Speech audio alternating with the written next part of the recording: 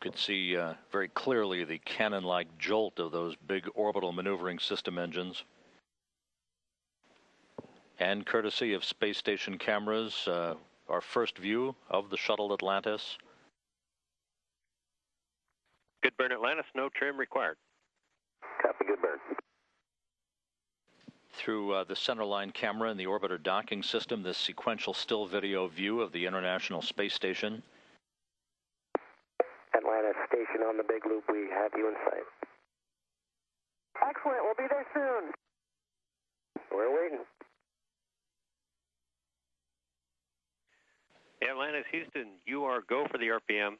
Go to proceed inside 600 feet. Houston station, Atlantis on the big loop, initiating RPM in 3, 2, 1, mark. We copy. Houston copies. With that, Commander Chris Ferguson now will begin the slow 3/4 of a degree per second rotational backflip. This again is about a 9-minute maneuver. You'll hear the start photography call initiated when the orbiter is in the correct orientation of this procedure. The actual R-bar pitch maneuver will last about 9 minutes in duration. About 93 seconds of available photography for Sergei Volkov, Mike Fossum, and Satoshi Furukawa.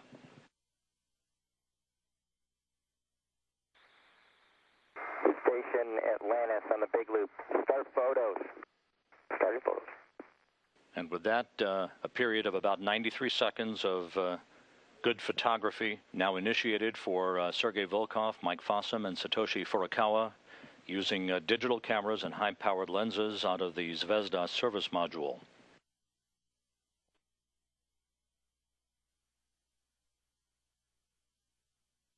The rendezvous officer indicates to Flight Director Quatsiala Barujo that Commander Chris Ferguson has flown a textbook R-bar pitch maneuver. And you can see the structure of the International Space Station now coming into view as both spacecraft pass over the limb of the Earth. Atlantis coming up on the so-called V-bar, the velocity vector. Atlantis, Houston on the big loop. The teams have been pulled in concurrence. You are go for docking. Atlantis on the big loop, copies. Go for docking.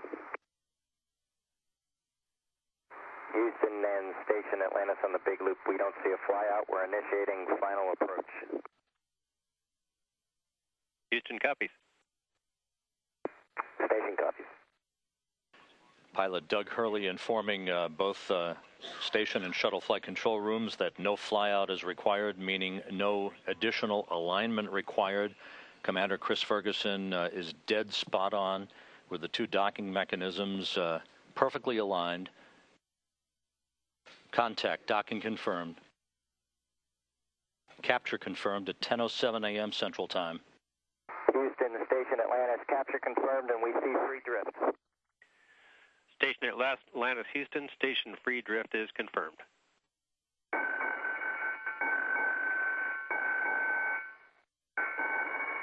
Atlantis arriving. Welcome to the International Space Station for the last time. It's great to be here, station. We'll see you shortly. It's good to be home on station.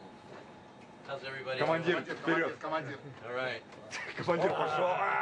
Big Russian hug. Командир пошел. Big Russian hug. How you doing, guys? Good to see you. Hey, Doug. Hey, Chuckster. Вот, теперь можно.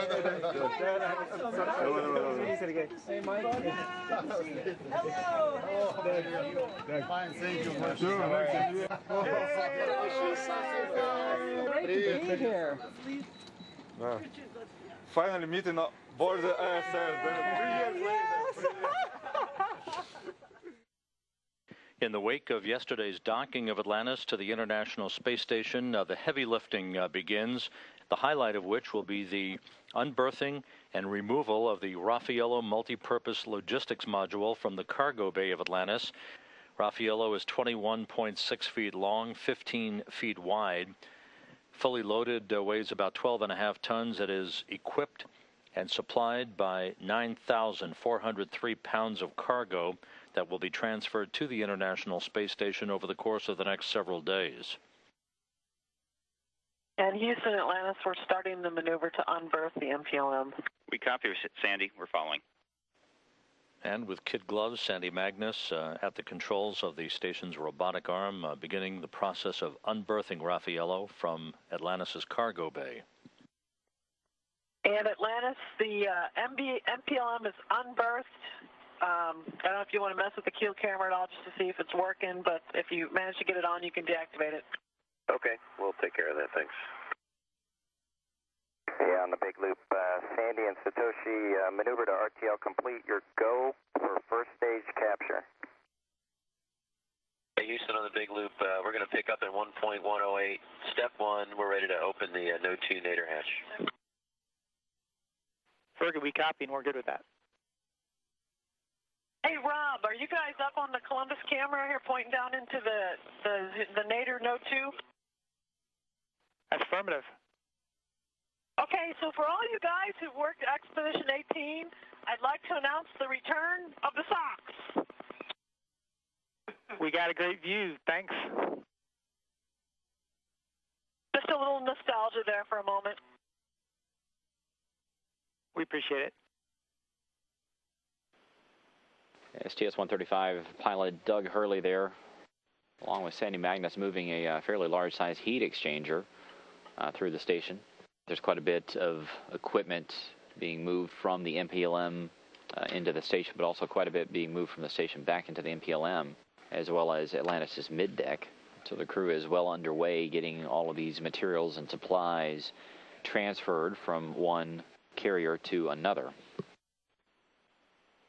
This is Mission Control Houston. Spacewalk preparations continue in the equipment lock section of the Quest airlock. You see Mike Fossum slithering his way into the upper torso of his extravehicular mobility unit.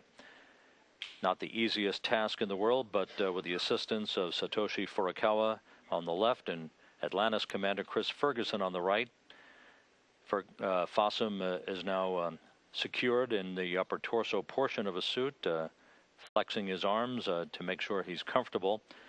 And a good view from another camera in the Quest airlock as you watch Fossum on the right and Garin on the left flexing their legs, part of this exercise pre-breathe protocol. Hey, all the checks look good. Are you guys ready? 81, born ready. Mike was always born ready. Okay, you can, when someone catches, cover is open, you can egress the airlock EV1. All right. Be attaching an anchor hook to the aft external D-ring. Ready, you ready to rock and roll? Ready to rock and roll. Let's go, buddy. Time to get to work. We started out installing the new COLT tools, or the Contingency Operation LAPA tools, onto the backside of the pump module platform. Those went right into position. What a great team working together to get that designed. Those tools worked flawlessly. Pump module hung up just a little bit on the external stowage platform before we got it released. He gave it one more little try with the PGT. Bolt didn't turn at all, so he gave it a little yank, and the whole thing came loose. And there you can see it starting to move. Nice job, guys. Nice and easy. I'm clear of the course pin back here. I appreciate that. It's about 1,500 pounds, so it takes quite a bit to move it. Okay, Ronnie, you ready to lift up the pump module? Let's do it. It's 1,400 pounds, buddy. Let's do this. Yeah, okay. Ready? Yep. Here you see Ron controlling the whole thing on the robot arm, and notice he's just very slowly turning the whole thing over. It started out in one orientation, kind of a heads-up orientation, and he needed to turn it 180 degrees around so that when he got down to the payload bay, he'd be heads down in the payload bay and could install the pump module when he got down there. Now clear of external stowage platform number 2, headed down to Atlantis' payload bay, where the pump module will be secured on a truss support structure at the very back of the bay for the trip back home and an engineering evaluation to determine what caused the pump to fail on the night of July 31st last year. There are 3 spare pump modules residing on various locations on the International Space Station for use in the future should another one go down.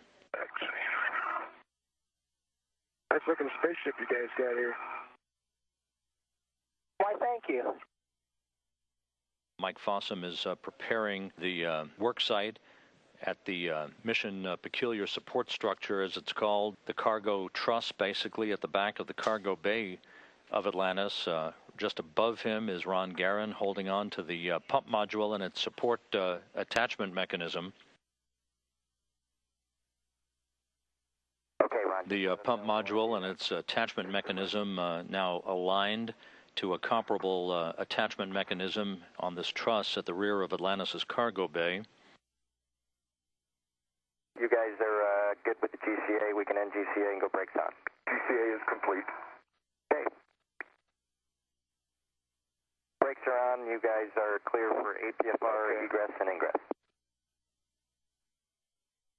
Mike Fossum has this robotic refueling mission, the RRM, in his hands. He's on the end of the station's arm and moving out of Atlantis' payload bay. Hey, close encounter to OBSS. You bet. Careful red light on the top. Here you see the robotics refueling mission. It's just about to be installed and handed off to the Dexter arm over on the lab nadir. I know that everybody at Goddard was holding their breath here, making sure that we were all sending them good wishes, and we were able to get it installed onto the Dexter just fine. Then it was off to install the MISSE, or the Materials ISS experiment, the small portion of that called the ORMATE. Took some photos of that. That's material samples that are exposed to the ram and wake of space. From there, we went on to work on the grapple fixture that had the little wire sticking out through one of the latch doors. You can see it getting cleared there and then pulled out of the way. That went just like the training. It was just like watching training video to see how well this went, just like we had planned. It doesn't always go that well, but today it sure did, and we were glad to see it. Our final task on the EVA was installing the thermal cover. Here you see it coming out of the bag. You can think of it as a great big comforter coming out of the on-orbit replacement ORU bag. Here you can see it in its final configuration, strapped down. It's got 9 Velcro straps that hold it into position. And about the time that they had it installed in this configuration, the thermal officer in the front room in the Mission Control Center stood up and turned around and said, "I can already see it starting to take effect." He could already see it in his data just that fast. So that's a very successful project. Well, I'd like to thank there were a lot of teams whose hard work all came into play for this EVA. Linda Brown led a magnificent team of people that put together a lot of stuff, and they had to do it in the hard way with Ron and I, with Ron and me traveling a lot.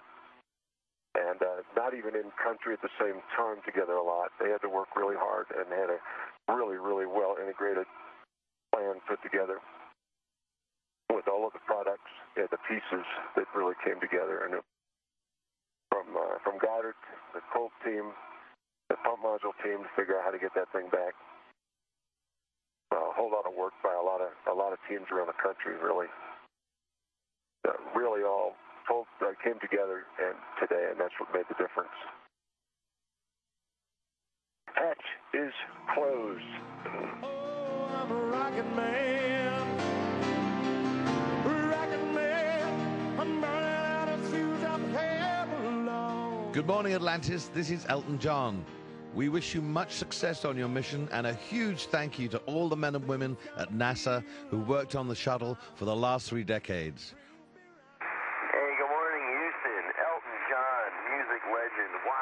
Absolutely fantastic. We are absolutely honored that you took the time to join the crew this morning and wake us up.